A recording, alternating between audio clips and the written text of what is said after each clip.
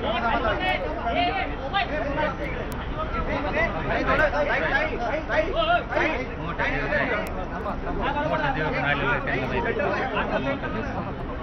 करू?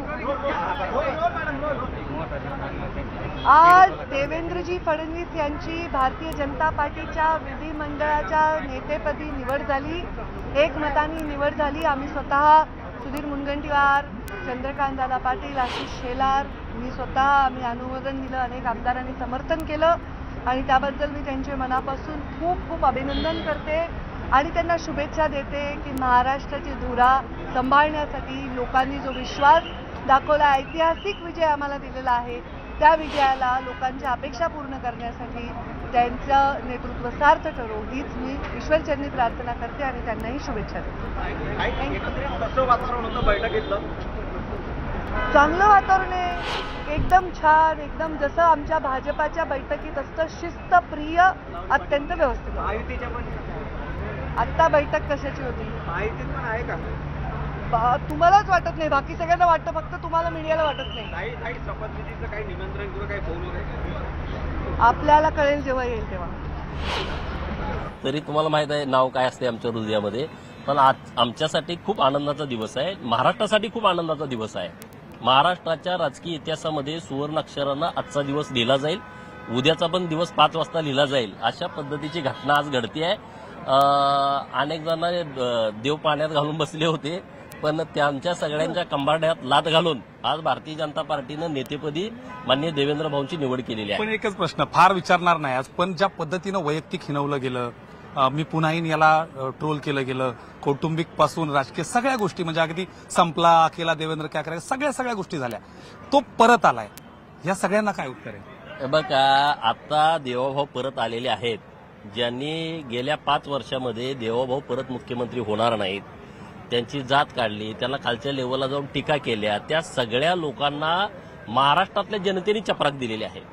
देवाभाऊंच्या नेतृत्वामध्ये भारतीय जनता पार्टीची स्थापना झाल्याच्या नंतर पहिल्यांदा इतकं मोठं बहुमत मिळालेलं आहे आणि आता देवाभाऊ परत आलेले आहेत. मला आता ओढ लागलेली आहे देवाभाऊंचं पहिलं भाषण सभागृहातलं ऐकण्याची आणि त्या दिवशी खरी मजा येईल सभागृहामध्ये.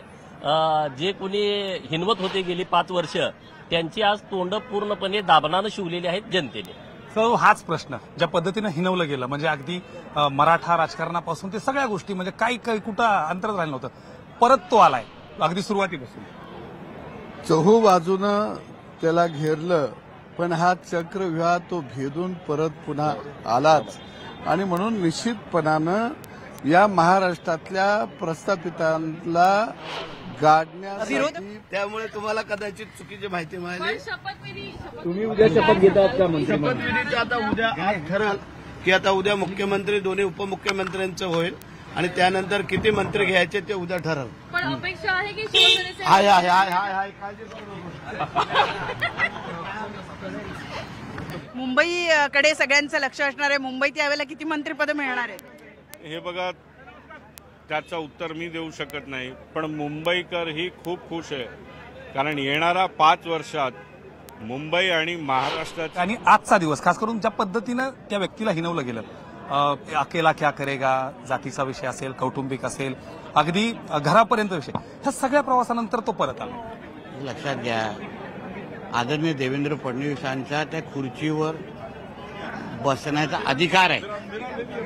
त्यांनी ज्या पद्धतीने महाराष्ट्र आणि भारतीय जनता पक्ष आणि महायुतीच्या प्रत्येक कार्यकर्त्याला सांभाळलं, आसरा दिला, एक पालक म्हणून ते वागलेले आहेत आणि म्हणून आज त्या खुर्चीवर, त्या पदावर बसण्याचा त्यांचा अधिकार आहे आणि त्या दिशेने सगळी वाटचाल सुरू आहे. महाराष्ट्राचा नागरिक म्हणून, भारतीय जनता पक्षाचा कार्यकर्ता म्हणून, त्याच्याही पलीकडे मी तुम्हाला सांगेन, एक हिंदुत्ववादी कार्यकर्ता म्हणून मला निश्चित पद्धतीने समाधान आहे की ज्यांना आम्ही हिंदू हृदय सम्राट म्हणून ज्यांच्याकडे पाहतो, हिंदू समाज फार मोठ्या आशेने त्यांच्याकडे पाहतोय की आता लव्ह जिहाद, लँड जिहाद, वक्फ बोर्ड सारखे असंख्य प्रश्न, म्हणजे आपल्या राज्यामध्ये लवकरच धर्मांतर विरोधी कायदा येणारच, हे आजच शिक्कामोर्तब झालेलं आहे. म्हणून महाराष्ट्राचा समस्त हिंदू समाज हा निश्चित पद्धतीने आज आरामात झोपेल. आमच्या माता, हिंदू माता भगिनी, ज्यांच्याकडे हे जिहादी वाकड्या नजरेने आतापर्यंत पाहत होते, त्यांना आता आश्वस्त ते झालेले आहेत की आमचा देवाभाऊ राज्याचा मुख्यमंत्री बनतोय, एक कडवट हिंदुत्ववादी राज्याचा मुख्यमंत्री बनतोय.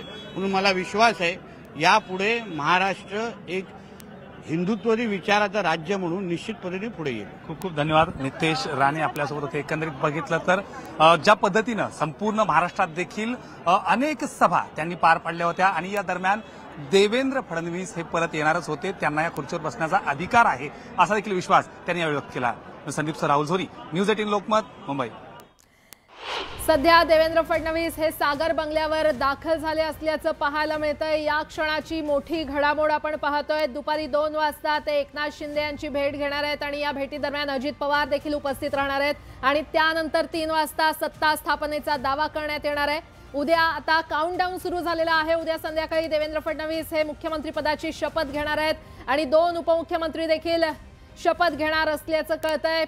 निमंत्रण पत्रिका देखील न्यूज 18 लोकमतच्या हाती लागली आणि पंतप्रधान नरेंद्र मोदी यांना शपथविधी सोहळ्यासाठी निमंत्रण देण्यात आलेलं आहे. महायुतीच्या मुख्यमंत्रीपदाच्या चेहऱ्यावर आता अखेर शिक्कामोर्तब झालंय.